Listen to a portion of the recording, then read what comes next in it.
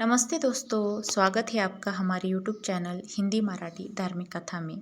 आज हम सुनेंगे बजरंगबली की जन्म कथा।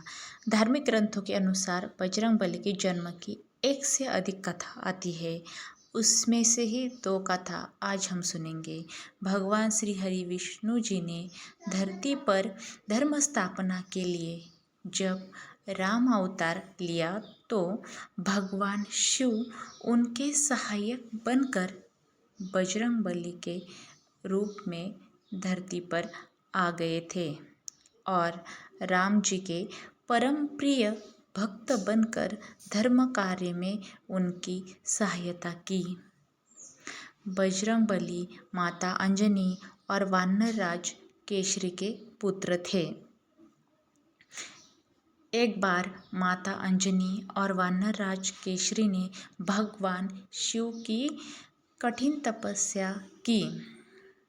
जब दोनों की तपस्या से भगवान शिव प्रसन्न हो गए और उन्होंने माता अंजनी और केसरी से वरदान मांगने को कहा, जिस पर माता अंजनी ने कहा कि हे भोलेनाथ, हमें एक ऐसे पुत्र का वरदान दीजिए जो बल में रुद्र, गति में वायु और बुद्धि में गणपति के समान तेजस्वी हो। अंजनी माता के वचनों से खुश होकर भगवान शिव ने माता अंजनी को वरदान दिया और अपनी रौद्र शक्ति को पवन देव के रूप में अंजना के गर्भ में स्थापित किया। पवन देव की सहायता के कारण हनुमान जी का एक नाम पवन पुत्र भी हुआ।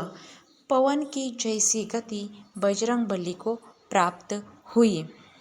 चैत्र पूर्णिमा को माता अंजनी के गर्भ से हनुमान जी ने जन्म लिया। हनुमान जी के जन्म के बारे में और भी एक कथा आती है। राजा दशरथ ने पुत्र प्राप्ति के लिए यज्ञ किया था। उस यज्ञ से अग्निदेव से मिली खीर राजा दशरथ ने अपनी तीनों रानियों में बांट दी। माता कैकेयी की खीर मिली तो उनके हाथ से खीर को चील ने झपटा मारकर खीर मुंह में लेकर भाग गई। उड़ते उड़ते चील जब माता अंजनी के आश्रम के ऊपर से गुजर रही थी तो माता अंजनी ऊपर देख रही थी। माता अंजनी का मुंह खुला होने के कारण कुछ खीर माता अंजनी के मुंह में गिर गई और उन्होंने उस खीर को खा लिया।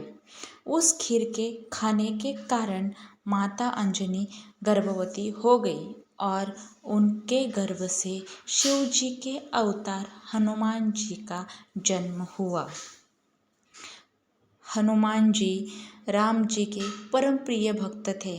माना जाता है कि धर्म कार्य की स्थापना के लिए हनुमान जी को अमरता का वरदान मिला है। आज भी कलयुग में हनुमान जी जीवित है ऐसे माना जाता है। ऐसी ही धार्मिक कथा के लिए हमारे चैनल को ज़रूर सब्सक्राइब करें।